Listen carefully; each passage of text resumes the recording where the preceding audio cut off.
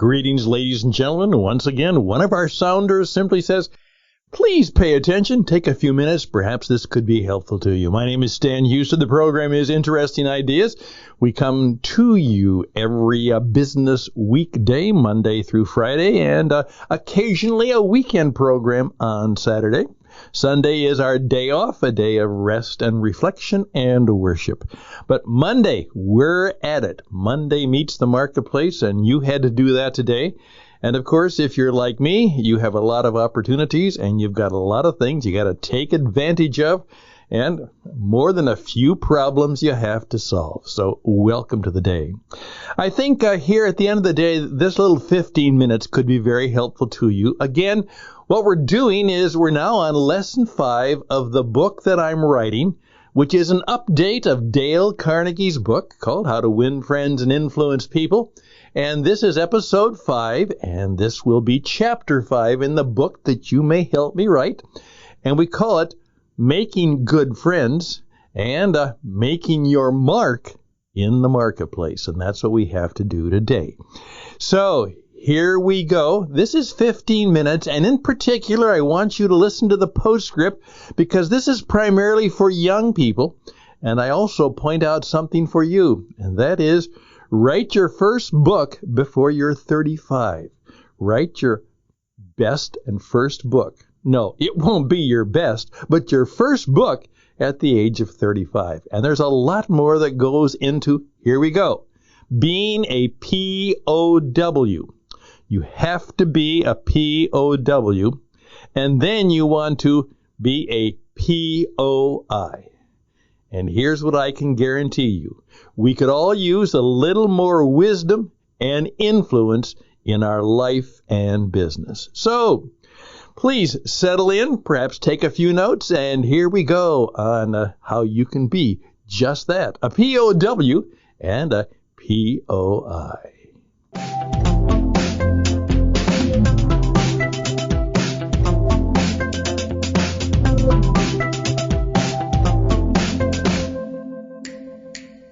Greetings.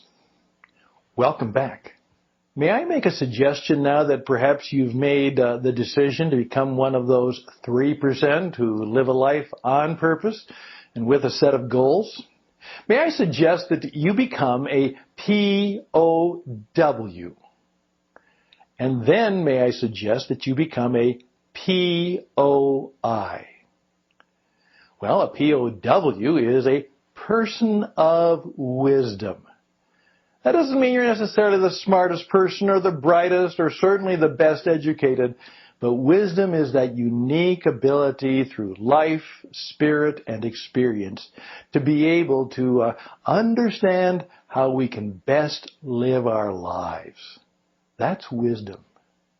And though Dale Carnegie said, make good friends. No, he said win friends, and we are now deciding that we have to make friends by making ourselves the friend. And then Dale said influence people. Perhaps what we have to understand is that we really don't have a lot of control over whether we can really influence people. But perhaps we can take the responsibility for seeking to do those things that could make us a person of influence, and then let it go and see what happens in terms of influence. But may I also ask us to perhaps adjust our thinking just a little bit. Oftentimes when we think of influence, we think of numbers. We think of the personality, the celebrity, how many Facebook friends, how many Twitter followers.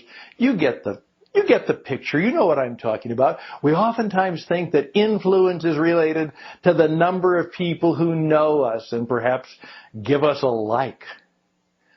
That's not the issue. Influence is based on the impact you have on people's lives. And may I suggest the impact for good? Let's keep it in that discussion. It's not necessarily the number, it's the impact. It's that you do, as one of my mentors said to me, Stan, you do lots of things. Please make sure that you occasionally take a time out to ask yourself, are you doing the things that truly matter? Oh, impact does it matter? And then, is it good? Garrison Keillor, a well-known radio personality, said many years ago, and probably continues to say it today, and I imagine he will continue to say it. As he said goodbye, he simply wished us that we would do good work. Well, impact, matter, and good. Now, let those three words kind of sink in and say, can I become a person who does things in which those three qualities come out of the things that I say, the things I do, the things that I achieve? Now, let me just take time to give you 4 expressions of how you might become a person of influence. Now, the first one is going to be a little bit difficult for us, and that is this. If you want to be a person of influence, you're going to have to learn to be different. Everybody likes everybody because everybody's the same. You will never have great impact unless you are prepared to be different. Now, I'm not saying weird or eccentric, though that might be part of it, but you are the kind of person who, in effect, as someone used to say, you dance your own dance, and of course, you do your own drum. You are the kind of person who seeks to be expressive and unique and somewhat different in what you do. If those people who are so conscious of, do I fit in? Do people like me? That great tyranny of wanting to be liked, wanting to fit in, wanting to make sure we're like and dress and have all the things that everybody else has. Let me caution you that that may be the road to a certain friendship or certain popularity, but it will never be the path. And it's always a path to making a difference, having impact, doing what matters, and being a person of influence. Now, I'm going to simply ask you, think about the way you live your life, and what are the positive differences that you bring forward in how you live your life and how you treat others and how you do your deals. May I also express the desire for you to like this word, useful. A number of years ago, my daughter wrote a book called How to Be Useful.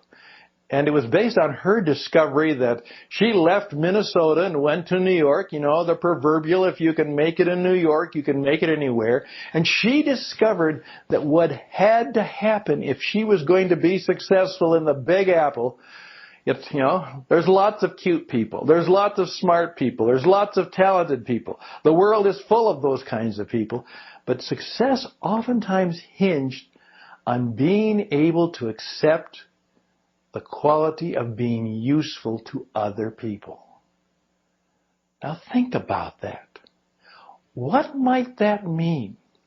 That you are useful. How are you useful to other people?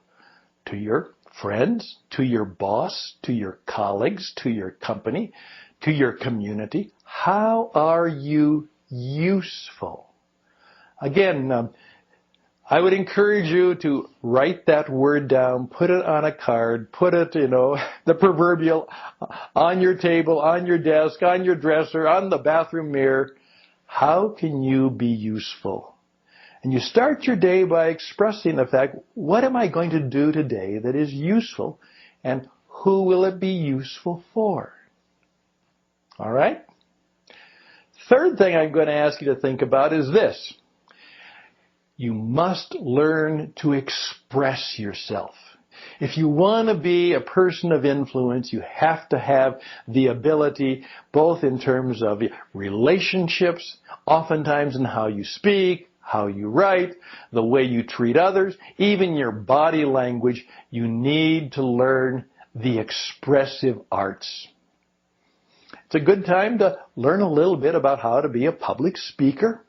That's one of the first things that Dale Carnegie said will give you the confidence and allow you to do those things, is to have the confidence. And he meant by confideo, with faith, that you can actually speak and express yourself in a way that attracts people, impacts people, brings them in. Now, I'm going to also ask you to think about this. Many of you have heard about the mission statement that many corporations and organizations have. Like the mission statement, who we are and what we do, and you know the deal. You've probably been on strategic planning retreats and some of those things where you've actually had to help work on a mission statement. Well, I'm going to encourage you to be a person who takes the time to actually come up with your own mission statement. And what that does for you, it helps you define yourself. Who are you? What do you believe? What is it that you do? What do you offer to the world? And what happens when you do what you do and offer what you do and people accept your offer and are in relationship or working or connected to you? What's your mission? Who are you? What do you believe? What do you do? And what do people feel, experience, do, know? How are they changed or how are they affected because they've been in touch, in contact, in relationship with you? One of my mentors once said this to me, Stan, the world steps aside for the man or woman of goodness and confidence who knows who they are, where they're going, and what they hope and plan to do. The world steps aside for those kinds of people. They're somewhat amazed. It's kind of mysterious. And that authenticity, as I said, with mystery is great power. So can I encourage you right now to play this again and think about those expressions of impact, matter, and good. And then, in effect, how are you different? How are you useful? How will you become more expressive? And how will you live out some kind of personal mission so that you can walk tall and sometimes walk tough into a world in where you can become increasingly a person of influence. Now, in our next little postscript to this, I'm going to give you some clues as to how you can begin to do that.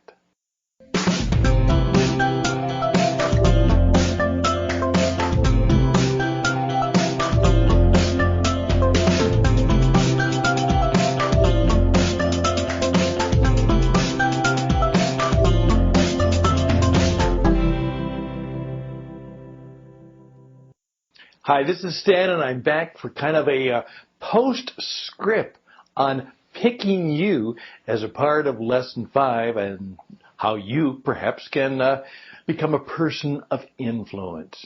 Now, I particularly said that this is particularly for those of you who are under 35, but I'm going to suggest that everybody, no matter what your age or stage, if you're trying to do something that will again increase your influence for good, this might be something that even those of us who are a bit older might consider. Now, here we go. First of all, it's a performance economy. I oftentimes say that you've all heard the expression, there's no business like show business. Well, today, let me tell you, all business is show business. As one of my friends, Joe Pine, a former student and a good friend, said in the book, The Experience Economy, work is theater and every business is a stage. And I'm simply going to suggest that if you have the opportunity to get some performance training, now, if that means going to an acting class of some kind or taking some continuing education in that direction, learn some of the skills of the performer. Now, if you've had singing training or perhaps something like that, or perhaps you've actually been in an acting group, refresh yourself.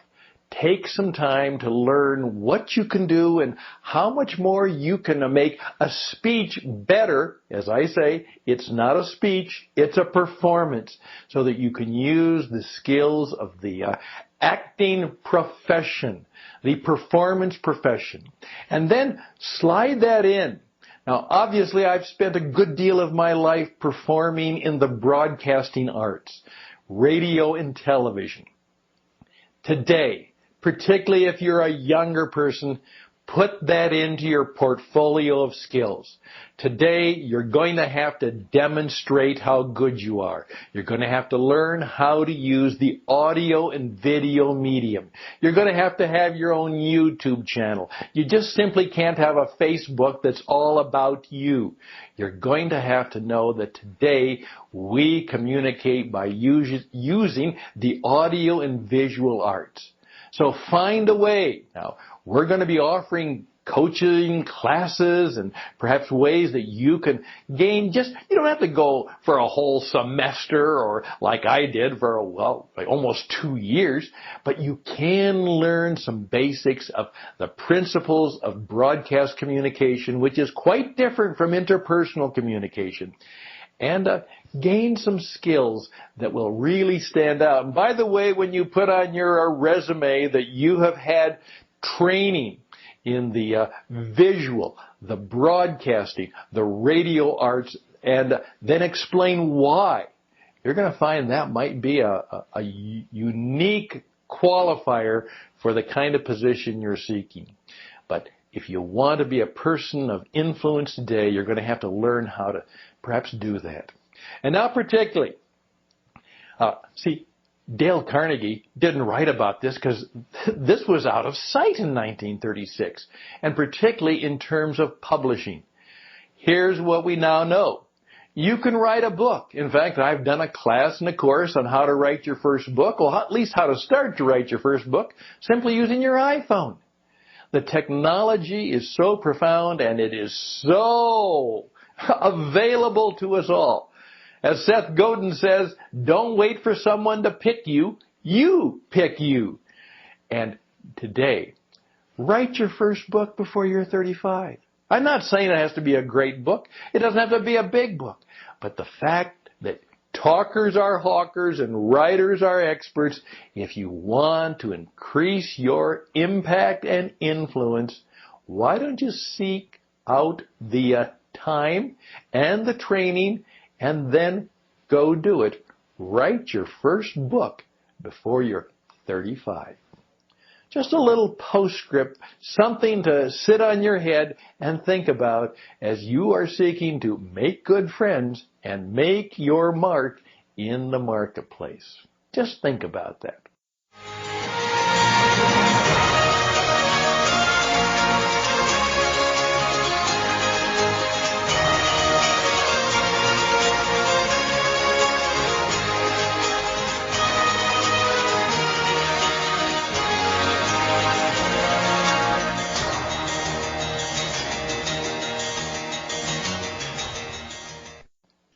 Okay, there we go. I believe that was helpful. In fact, it was good for me to remember those things that we put together about 5 or 6 years ago. And now we have the opportunity to turn it into a major program and to a major book. So thank you for listening. I'd appreciate any comments, suggestions, recommendations. Please reach out to me at stanhusted@gmail.com, stanhusted@gmail.com. And here is our offer. We always are trying to help people establish a franchise. So if some of the material in that book and program could be helpful to you in such a way that you would like to teach it to others and help them and help yourself make a little extra influence and income, we'd be happy to talk to you about that too. Everything we do and everything we have is for you.